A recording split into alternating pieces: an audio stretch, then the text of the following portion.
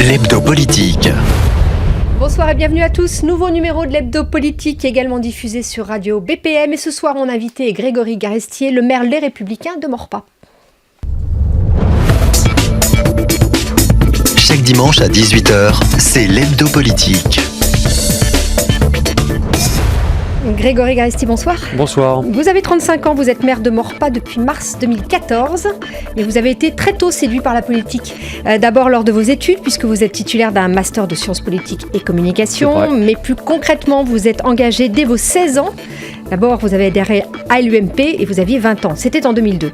Niveau mandat électoral, notons que vous êtes également vice-président de l'agglomération de Saint-Quentin en Yvelines, en charge de la mutation urbaine et de la stratégie commerciale. Je crois que c'est ça le terme. La stratégie commerciale. Voilà. Et votre ville a rejoint l'agglo au début de l'année 2016.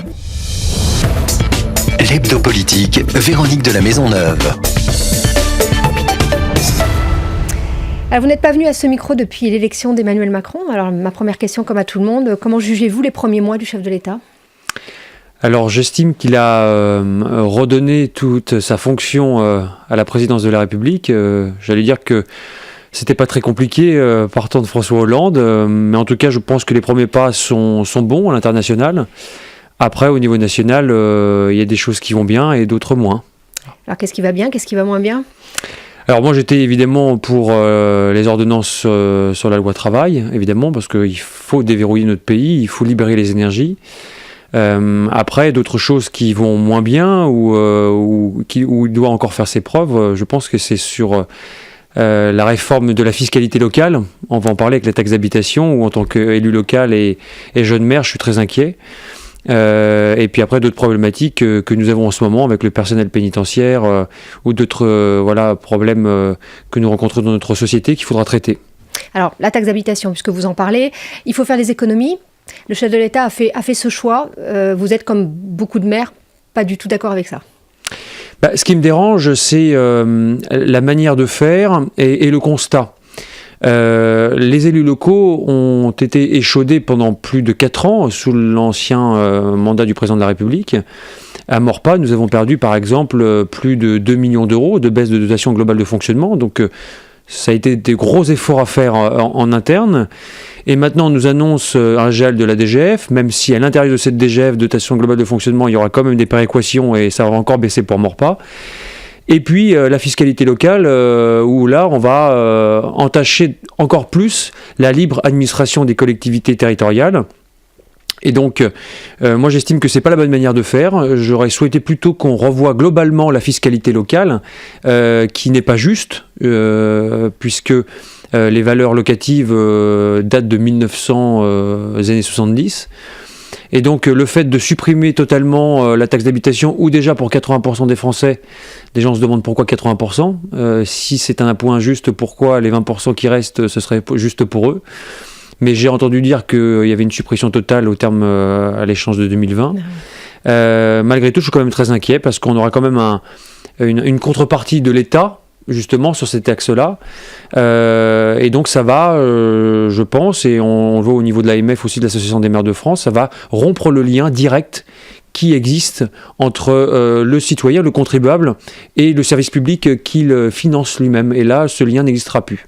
Alors vous parlez de l'AMF, vous avez dit que vous vouliez vous investir au sein de cette Assemblée des maires de France, qui est présidée, je le précise, par François Baroin, pour préserver, disiez-vous, la diversité et l'efficacité des territoires. Alors d'abord, est-ce que vous vous êtes engagé et quelle forme cela va prendre ? Oui, alors j'ai été élu tout récemment au comité directeur de l'Association des maires de France, donc présidé par François Baroin, vous l'avez dit. J'ai eu mon premier comité directeur de l'année il y a quelques jours, et nous avons élaboré et regardé tous les sujets d'actualité qui concernent les collectivités.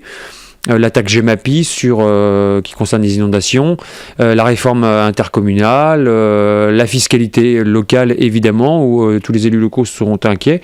Et ce qu'il y a de constructif à l'Association des maires de France, c'est que vous avez toutes les opinions politiques qui sont représentées, mais dans un débat très constructif pour avancer et faire des propositions surtout.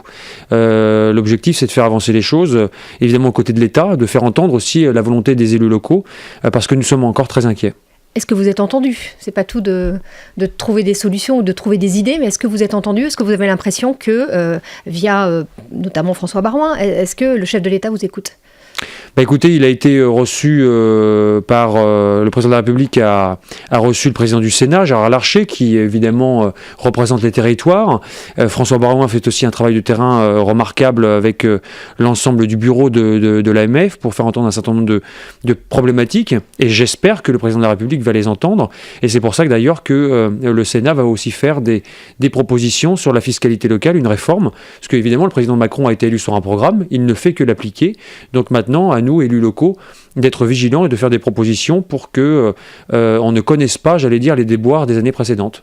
On a un peu l'impression qu'il n'y a pas vraiment d'opposition à Emmanuel Macron. C'est-à-dire qu'entre ceux qui l'ont rejoint, qui ne peuvent plus rien dire, ceux qui se disent laissons-lui la possibilité peut-être de réussir, on a l'impression qu'il vogue seul et qu'il n'y a pas vraiment d'opposition, même au niveau local. J'allais dire qu'il occupe aussi un espace politique qui est plutôt au centre. Et donc qui rassemble, oui. J'allais dire. Après, il surfe aussi sur deux partis politiques historiques qui ne vont pas bien. Je pense au Parti Socialiste et je pense à la famille des Républicains. On va en parler aussi de la donc voilà. Et puis, il vient d'être élu. C'est un jeune président de la République. Il a été élu aussi sur un programme. Même si je n'oublie pas les résultats du premier tour de la présidentielle. La France est coupée en 4. Il ne faut pas l'oublier. Donc il a un lourd travail aussi de rassemblement à faire et il ne peut pas se mettre à dos les élus locaux qui sont le ciment de notre République. Alors pour rester sur Emmanuel Macron, il y a une autre décision à laquelle vous avez réagi, c'est la volonté, malgré l'annonce qu'il avait faite durant la campagne, de ne pas réinstaurer le service national obligatoire, mais de le transformer, il appelle ça le parcours citoyen. C'est pas assez d'après vous ? Ce parcours citoyen? Là, il revient sur un engagement de campagne, mais je pense qu'il s'aperçoit que ça va coûter extrêmement cher de remettre certainement un service national obligatoire. Je crois que sa proposition était de 1 mois, il me semble, ce qui n'est pas très pertinent. S'il fallait remettre le service national, il faudra que ça soit beaucoup plus long. Ça peut avoir ses vertus, évidemment, dans une société qui est complètement bousculée, avec un individualisme exacerbé, des problématiques aussi d'éducation, d'autorité. Ça peut avoir des effets bénéfiques, mais je pense qu'il faut se mettre autour de la table et réfléchir correctement et ne pas lancer cette idée comme ça sur le tapis sans réfléchir globalement avec tous ceux qui sont intéressés justement pour faire avancer les choses. Est-ce que c'est pas un de ces problèmes à Emmanuel Macron d'aller vite, justement? Alors, il l'a dit dans la campagne et les Français ont vraiment besoin d'avoir tout de suite des résultats, mais est-ce que justement il passe pas un petit peu trop vite les cases de la concertation, notamment la loi travail, on l'a vu tout de suite des réactions pour différentes choses qu'il a mis en place? Vous savez, au bout d'un moment, moi je le vois en tant que jeune maire de Maurepas aussi, j'avais hérité aussi d'une situation où rien n'avait bougé pendant des années, et quand vous avez été élu sur un programme, vous avez envie d'aller vite parce que vous souhaitez des résultats. Après, il y a la méthode. Sur la loi travail, il avait annoncé depuis le départ qu'il passerait par des ordonnances. Donc après, tout le monde s'étonne. Alors, je ne vais pas le défendre, évidemment. Il est dans son droit, c'est sa volonté. Mais je pense que dans l'état que nous connaissons, l'état du pays, nous devons aller vite. Surtout que les Français sont très réfractaires quand même aux réformes. Ils souhaitent du changement, mais quand on leur impose ou on leur demande du changement, les Français reviennent parfois en arrière. Donc c'est pour ça qu'il faut aller vite, parce qu'il y a une période... j'allais dire, où les Français sont beaucoup plus ouverts que quand on laisse le temps passer. Alors, votre famille, donc, les Républicains, elle espérait se relancer au moment des législatives. C'est un petit peu raté. Il est vrai qu'au niveau des sénatoriales, ça a été un petit peu mieux. Et vous avez désormais Laurent Wauquiez comme président. Quel est pour vous l'avenir de votre mouvement, de votre parti? Bonne question. À laquelle vous ne pouvez pas me répondre. Je ne peux pas répondre. Moi, j'attends. C'est un bon choix, Laurent Wauquiez? Est-ce que c'est lui qu'il faut pour mener la barque en ce moment? Alors moi, je n'ai pas soutenu Laurent Wauquiez à l'élection de la présidence des Républicains. J'ai voté pour Madame Portelli, qui apportait une fraîcheur, une ligne politique plus ouverte. Moi, j'estime que moi-même, vous l'aviez dit tout à l'heure, adhérent de l'UMP depuis les premiers jours, l'UMP, c'était le rassemblement de toutes les tendances. Les gaullistes, les libéraux, mais aussi les sociaux. Et à partir de là, je pense que les Républicains doivent aussi se reconstruire sur cette ligne politique ouverte. On ne pourra pas gagner dans les années qui viennent si on ne rassemble pas plus largement que son propre parti politique. Et donc, il y a un travail de reconstruction à faire. Donc, on a un nouveau président maintenant des Républicains. Il a une lourde tâche qui n'est pas facile après l'échec de l'élection présidentielle. L'élection législative a été beaucoup plus contenue. On a quand même plus de 100 députés, ce qui n'est pas rien, même si on en a perdu, évidemment. Notamment dans les Yvelines. Notamment dans les Yvelines, on est d'accord, parce qu'il n'y en a plus qu'un. Donc il y a un travail de reconstruction, et surtout, au-delà même de l'aspect des partis politiques que les Français critiquent beaucoup. Il faut décentraliser la manière dont on fait de la politique. Il faut revenir aux fondamentaux, c'est-à-dire parler aux catégories aussi populaires. C'était l'objectif de l'UMP à l'époque. Et de parler du quotidien des gens. Un parti politique, il est là pour faire vivre des idées, pour donner de l'espoir aux Français, dans un objectif de gouverner un jour pour changer les choses. Et donc moi, en tant que jeune élu également, j'ai besoin aussi de ressentir cet enthousiasme qui existait auparavant, qui n'existe plus aujourd'hui. Le travail sera très long, mais je le dis, il faut rassembler. Alors, je ne sais pas, vous savez, les temps politiques parfois peuvent être très courts ou très longs. On peut très vite chuter aussi, comme on peut très vite rebondir. Moi, je crois en notre capacité de rebondir, mais on ne pourra pas le faire sans une capacité de rassemblement très large, parce que pour gagner aussi des élections et appliquer nos idées, nos programmes, il faut rassembler le plus largement possible. Sauf que c'est ce qu'a dit notamment Valérie Pécresse il y a quelques jours à la tribune de votre mouvement, et qu'elle a été pas mal sifflée. Est-ce qu'il n'y a pas aussi un problème de personnalité, de génération, qu'il faut peut-être laisser passer aussi? Et je ne parle même pas de ce qui s'est passé à l'élection présidentielle, évidemment, avec François Fillon. Mais voilà, est-ce qu'il n'y a pas aussi, ça, vous dites, vous êtes un jeune élu, est-ce qu'il n'y a pas besoin là de nouveautés aussi chez vous? Il y a besoin de renouveler, il y a besoin de renouvellement dans ce pays. On en a marre de voir les mêmes depuis longtemps. Qui parlent de la même chose et qui s'accrochent à leur siège. C'est là-dessus qu'a gagné Emmanuel Macron. Voilà, ça en fait partie. Il a aussi gagné parce que les Républicains se sont effondrés par rapport au cas de François Fillon. Après, en effet, il faut renouveler. Alors, Valérie Pécresse, que je soutiens, Laurent Wauquiez sont de la même génération, tous les deux. Malgré tout, il faut s'entourer aussi de nouvelles têtes, parce que sinon, on n'y arrivera pas. Il faut faire confiance aussi à ceux qui sont sur le terrain, qui vont aider justement à reconstruire le parti. Et l'avantage qu'a Valérie Pécresse, c'est qu'elle est dans une dimension aussi de rassemblement, sur une ligne qui est beaucoup plus modérée et sociale, qui est la mienne. Et donc j'apprécie son parcours, ce qu'elle fait à la tête de la région Île-de-France. Qu'est-ce qu'elle a fait, pardonnez-moi justement, qu'est-ce qu'elle a fait de bien depuis 2 ans? Vous la soutenez, j'allais le dire, et notamment vous dites qu'elle a fait du bien pour Maurepas. Donnez-nous des exemples. Oui, par exemple, elle a financé à hauteur de plus de 750 000 € de la construction de logements sur Maurepas. Elle met également beaucoup de moyens financiers pour rénover l'ensemble des rames de train sur l'Île-de-France. On part quand même de loin. On a un taux de vétusté qui est quand même extrêmement important. Elle défend la ligne 18 dont on va parler certainement dans quelques instants. Et puis d'autres sujets sur le développement économique, la formation, l'apprentissage, au travers de l'agglomération de Saint-Quentin-en-Yvelines qui en a aussi la compétence.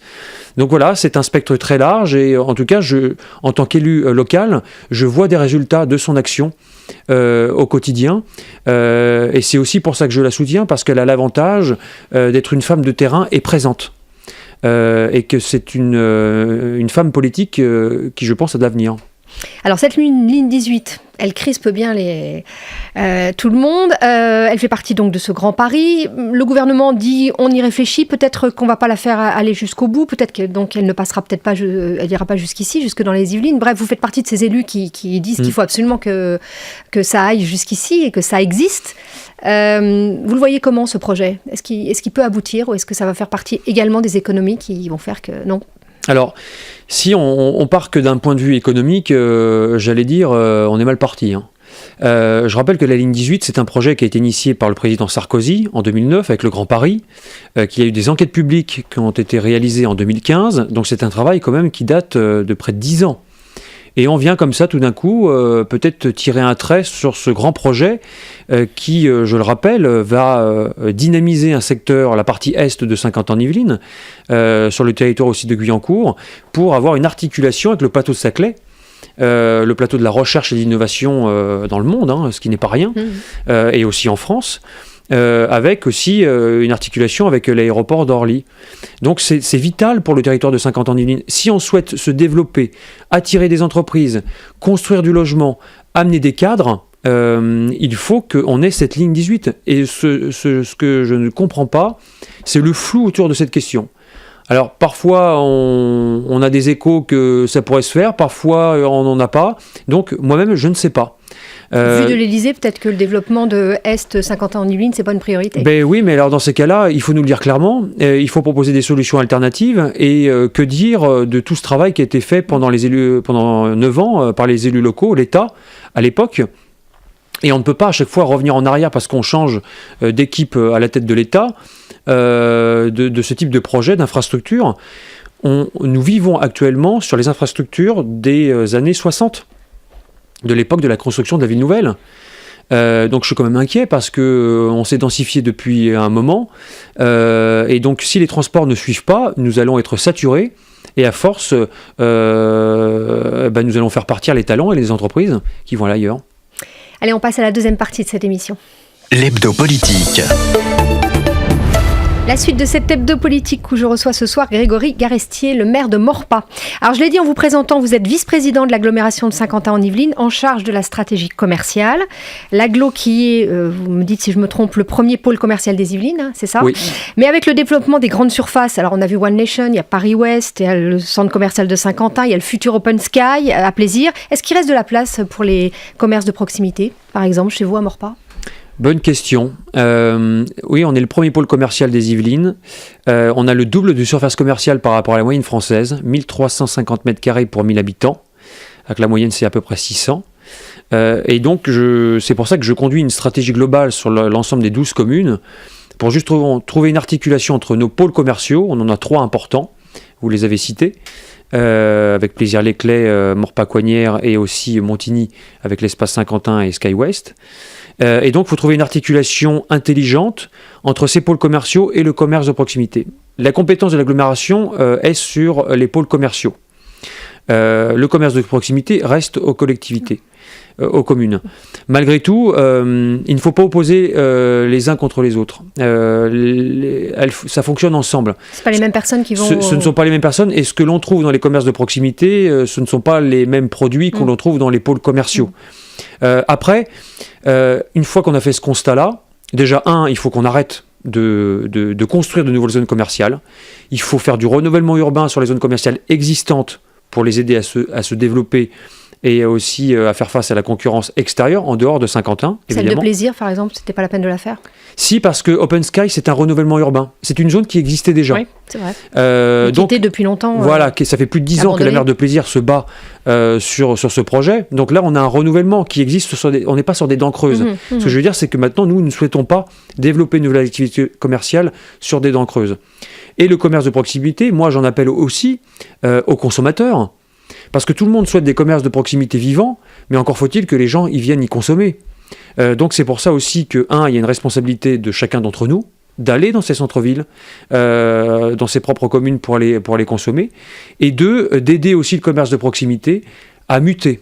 On est à l'aube d'une révolution numérique, d'une révolution dans les modes de consommation, et donc il faut aussi que les commerçants puissent en tout cas surfer sur cette vague du numérique, de la commande en ligne, etc., pour faire face justement à ces grands pôles commerciaux, ces grands groupes qui eux-mêmes se développent sur ces aspects-là.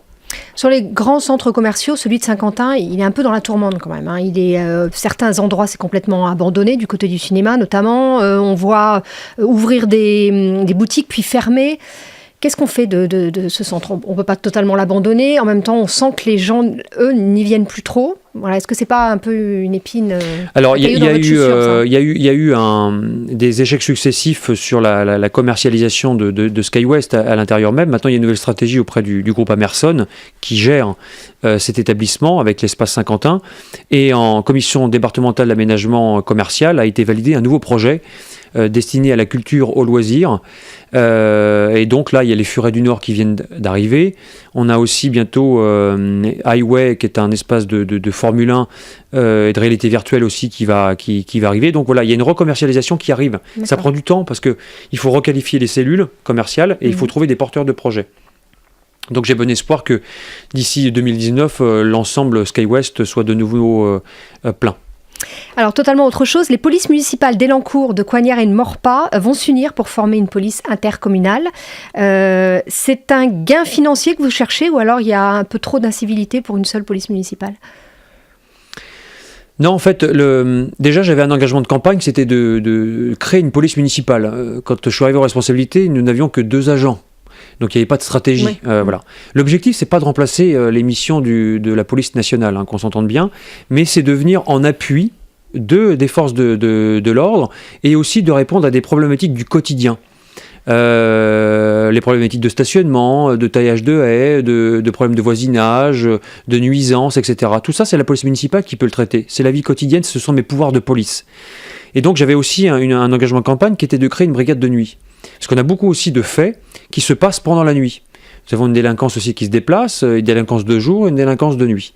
Et donc, avec mon collègue maire de Coignères, qui a souhaité également de son côté relancer la restructuration d'une police municipale, nous avons souhaité mutualiser nos polices au travers d'une police pluricommunale avant d'engager celle avec Élancourt, parce que la sécurité de nos habitants n'a pas de frontières et nous sommes plus forts unis.